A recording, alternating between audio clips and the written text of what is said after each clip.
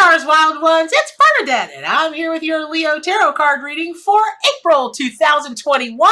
Okay, so before we get started, I've got to remind you that this is April 1st is just a couple days away. That starts my Kickstarter for my brand new book, the Spirit Totem Power Animals, the complete book of animal spirit guides, a 700-page 9x11 full-color book. It's the most comprehensive book on the subject anywhere in the world. There are 300 two pages each, animal descriptions that will bring you in closer relationship with your animal allies and nature. There are prayers and intentions.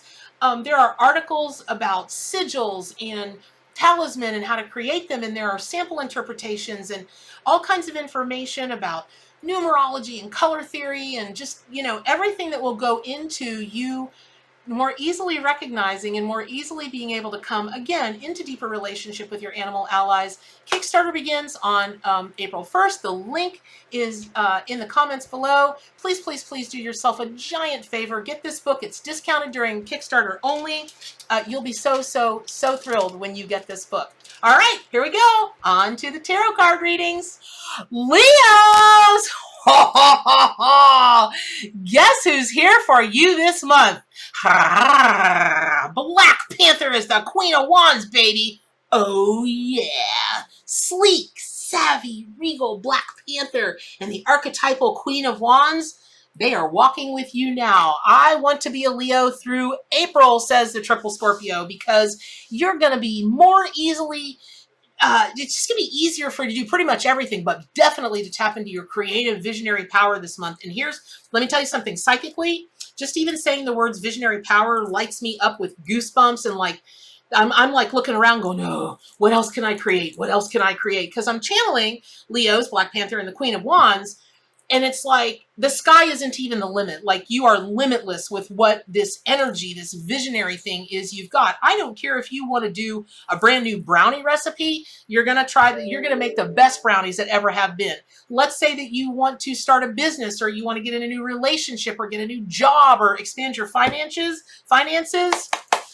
Let me tell you something. This is the month. So let Black Panther remind you that your greatest potential doesn't work against your humanitarian altruistic calling, but rather that the two go hand in hand. Because oftentimes I find that Leos just, because that zodiac sign is so altruistic, they really are the leaders of their pride. They want the best for everybody. They can oftentimes eschew or push away things, visions, ideas that they think benefit them and them alone. And nothing ever benefits us and us alone, right? There's always a butterfly effect of everything. But you can marry those two so that you can have abundance, and you can have prosperity, and you can have the life that you want. And you're not so necessarily compelled to live your entire life for the greater good. Just understand that by showing up in this world, the world is already a better place. So April 2021 can be a great time for you to flesh out your vision and breathe new life into your ambitions. And yes, your successes, even if they are advancing your own personal goals, you can raise the bar with that. You can go ahead and do what it is that you're called to do, which is help your pride elevate and also help yourself elevate. Now, a steady influence on you this month are the planets of Jupiter and Saturn, which are slowly moving through Aquarius and opposing your natal sun sign.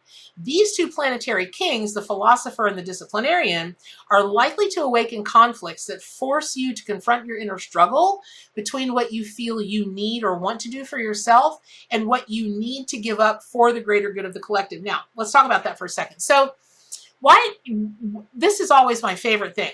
Why do people feel like they've got to give up anything if they're going to be of service to others? One of my favorite things is when light workers call me for a reading, and I get asked, well, do you give a discount to light workers?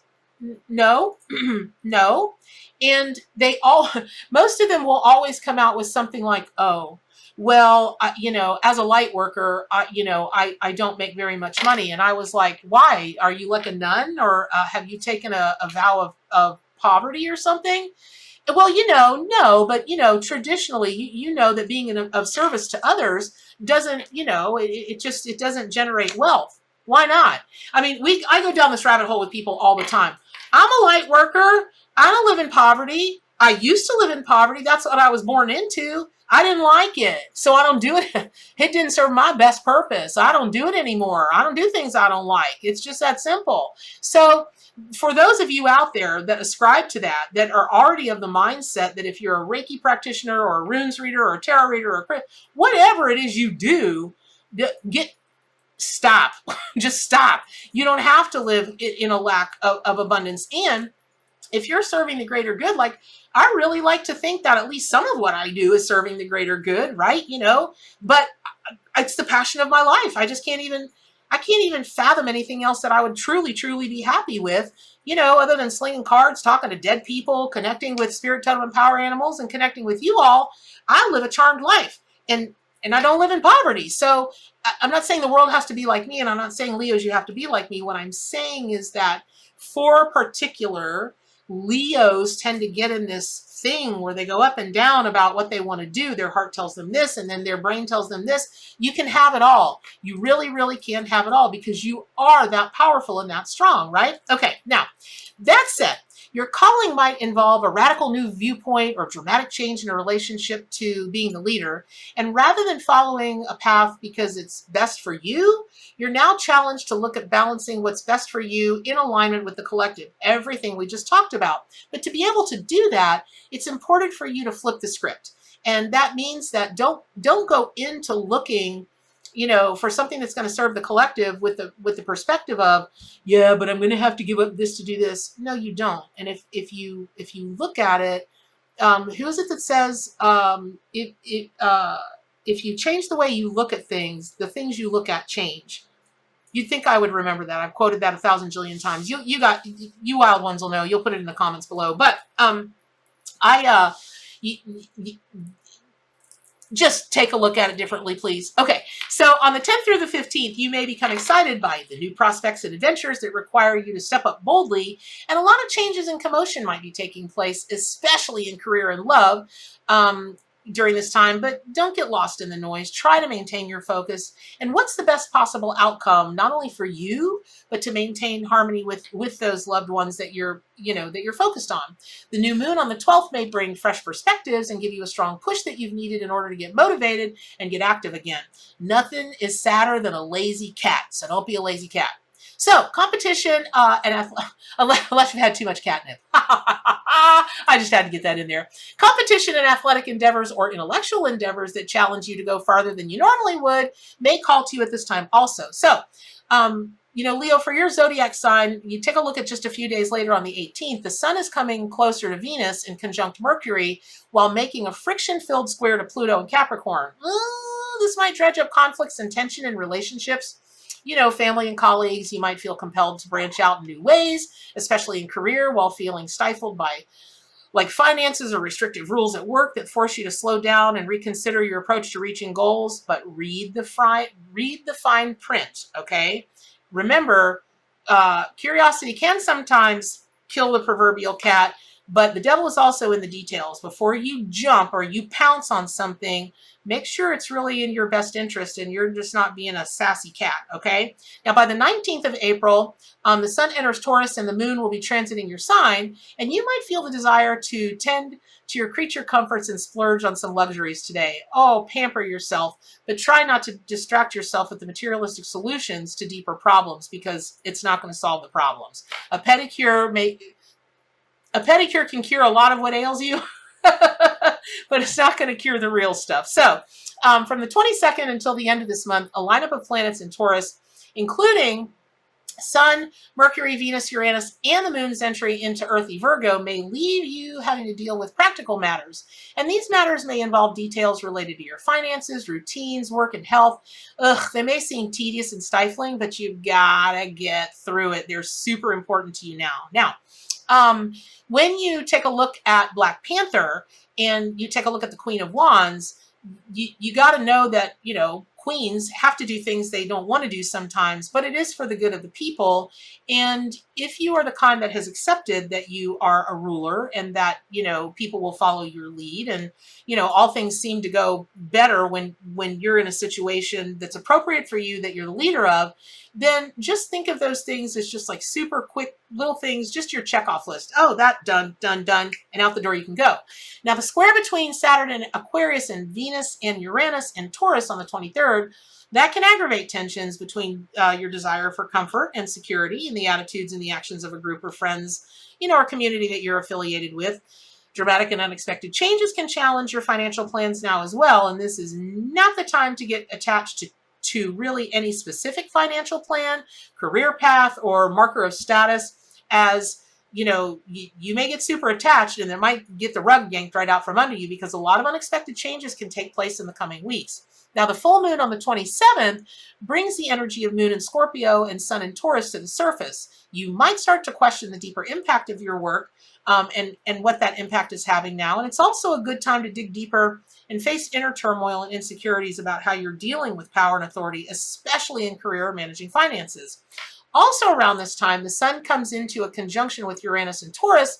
Woo! This can shake things up. Shake it up. Woo! Shake it up. And it really can shake up things in regards to your sense of security, your health, your finances.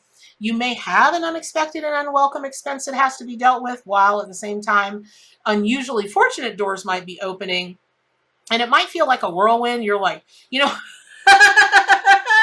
like how you use the laser light to get cats to chase around after everything. You might feel like a cat chasing around a laser light. So it's okay. If you can't quite figure out what the changes are underway, and if they're working in favor or not, you just simmer down, stop chasing the laser light, and the answer is going to come to you, because when the roller coaster ride settles towards the beginning of May, you'll be better able to take a look back and determine what changes work to your advantage, and you're going to be able to use your creativity and confidence to make the best of dramatic changes that are bubbling up to the surface. Now, if you just take a look at the traditional meanings of the Queen of Wands, her tarot card meanings, remember, the Queen of Wands is the one who's mastered the art of loving life. This card, it's the visionary nature and limitless creativity of Pisces, and that's the perfect match for the Aries determination, and that's all working with you now, Leo. And all of that with your already fiery, amazing nature. Remember, the Queen of Wands tarot card is the water aspect of fire. So powerful. So it would be kind of like any of that disturbance that you're going to feel. It'll be like you're sitting there on your throne and all this is going on around you, and you say, silence! And everybody bows to you. Well, you might have to say silence to yourself, which is fine. And actually really will serve you in good purpose, because if you notice on the traditional Rider-Waite Queen of Wands tarot card, the color is orange, and that symbolizes prosperity and the life-giving power of the sun and all the fire of that. And it's decorated with red lions and sunflowers. Hello, Leos. Okay, so there you go. What this really says is, Leo, you're not an idle dreamer, because the Queen of Wands is not an idle dreamer. She uses her vision to bring about abundance and beauty into her life, which then, if you take a look at her yellow robe, that symbolizes spiritual and intellectual activity. And that is just all that altruistic, fabulous stuff that you spread to the world. Now, if you notice, the Queen of Wands has a black cat. No surprise that Black Panther wanted to be the Queen of Wands in the Arcanimal Tarot and Oracle deck. And it's kind of complex, because on one hand, a cat is a house pet. It's not really. It's your animal companion that is, doing you honor by deciding to be by your side for a little while. And that would suggest that the Queen of Wands is the ruler of her home, but it's also pretty hard to ignore that a black cat is got ties to the mysteries and the occult for no actual really good purposes, right? This is just all nonsensical lore. But one of the reasons it's so important is April is prevention of cruelty to animals month. And black cats are the least adoptable, most abused cats, period. End of story, across the world. And it's because of those ignorant superstitions that people are still handing down. Why they're still handing them down? Why do we do anything? But so you might feel during this time, especially when the turmoil is going on, and you're taking a look at, you know, what it would really help to take the masses to be your altruistic self. And you might start to feel a little disrespected or left out or ostracized. You know, that kind of thing. You may not feel like you're being taken care of well. It's okay. It's going to right itself, because what happens is, instead of being the black house cat that's in this card, which has lots of different symbolistic meaning, it's not just this one. It's not just this one bit of symbolism and meaning, right? It's not just this one section of tarot card meanings. It can morph into the greater panther. Now, I would say you'd be very hard pressed to find anybody in the world who doesn't respect the power and the majesty and just the magic of Black Panthers. They are some of the most beloved spirit animals. They are some of the most worked with in terms of totems. They are just some kind of powerful. So what happens there is that cat commands respect. A lion commands respect, but a panther does it in a way that, you know, it's almost like a lion can be a military general, but a Black Panther is the secret weapon. It's the head of the, you know, the British intelligence or the CIA or something that lurks in the shadows, but has serious power. So I hope that was helpful. Pick up your copy of the Arc Animal Tarot and Oracle deck. Subscribe to my YouTube channel. Please join gatheringofmystics.com. Let's talk about the zodiac signs and the zodiac tarot readings for this month. Get involved in all the other conversations there. Please support my Kickstarter. The links are all below. All of that said, what are the two most important things? To do good for animals and to stay wild.